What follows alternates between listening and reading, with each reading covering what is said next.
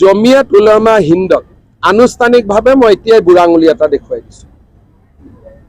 এই বুঢ়া আঙুলিটোত অসমীয়াৰ তেজ আছে, বীৰ্য আছে, সাহস আছে।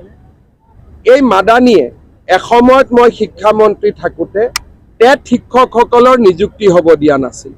তৰুণ গগৈ ডাঙৰীয়াৰ লগত লগ লাগি আমাৰ অফিচাৰক ৰুমত মাতি নি কন্দুৱাইছিলে। আজিও অফিচাৰগৰাকী অসমতে আছে। আজি আকৌ তেওঁলোকে কৈছে যে অসমৰ মুখ্যমন্ত্ৰীয়ে ৰিজাইন দিব লাগে, বৰখাস্ত হ'ব লাগে, তাৰ সিদ্ধান্ত অসমৰ মানুহে কৰিব, মাদানীয়ে কৰিব নোৱাৰে। মই পালেতো মাদানীকো বাংলাদেশত পঠাই দিম।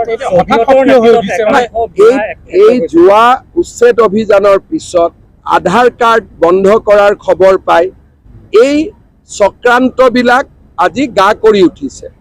অসমক তেওঁলোকে গ্ৰাস কৰিব খুজিছিলে আৰু কংগ্ৰেছে এৰি দিছিলে। কিন্তু আজি সৰুকৈ হ'লেও অসমৰ ৰাইজে মথাউৰি এটা বনাইছে। আজি চৰকাৰী চাকৰি খিলঞ্জীয়া ল'ৰাই পাইছে, আজি মাটিৰ অধিকাৰ খিলঞ্জীয়াই পাইছে। উচ্ছেদ যোন উচ্ছেদ হ'ব লাগে সি উচ্ছেদ হৈছে। য'ত আধাৰ যোনে পাব লাগে পাইছে, নাপাবলগীয়াই পোৱা নাই। বাংলাদেশী চিনাক্ত হ'লে আগৰ দৰে কোৰ্ট ডিটেনশ্যন কেম্প নহয়, পোনে পোনে পাৰ কৰাই দিছোঁ। এই কথাবিলাকৰ কাৰণে স্বাভাৱিকভাৱে তেওঁলোক নাৰাজ হ'ব। মোৰ কোনো আপত্তি নাই। জামিয়াত উলেমা হিন্দক মই মোৰ বুঢ়া আঙুলিৰ লগতো তুলনা নকৰোঁ। মই এটাই কথা ক'ম, জমিয়তকে মই কেয়াৰ নকৰোঁ, বাকী আৰু কাক কেয়াৰ কৰোঁ? কংগ্ৰেছ জমিয়তৰ বি টিম হয়। আজি অসমৰ মুখ্যমন্ত্ৰীক আক্ৰমণ কৰিলে, মুখ্যমন্ত্ৰীজন যিয়েই পাৰ্টি নহওক কিয়, কংগ্ৰেছৰ মুখ্যমন্ত্ৰীকো যদি জমিয়তে আক্ৰমণ কৰে আমি বিৰোধিতা কৰিম। কাৰণ অসমৰ মুখ্যমন্ত্ৰী অসমৰ ৰাইজে বনাব, জমিয়তে নহয়। কিন্তু কংগ্ৰেছেতো এটাও ষ্টেটমেণ্ট দিব নোৱাৰে।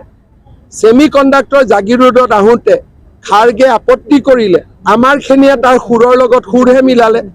গতিকে ইয়াত যিবিলাক কংগ্ৰেছ আছে তেওঁলোক অচিনাকি মানুহৰ চৰ্দাৰ হয়। অচিনাকি মানুহখিনিক লৈয়ে তেওঁলোক চলি থাকিব খোজে, চিনাকি মানুহৰ তেওঁলোক প্ৰতিনিধি নহয়।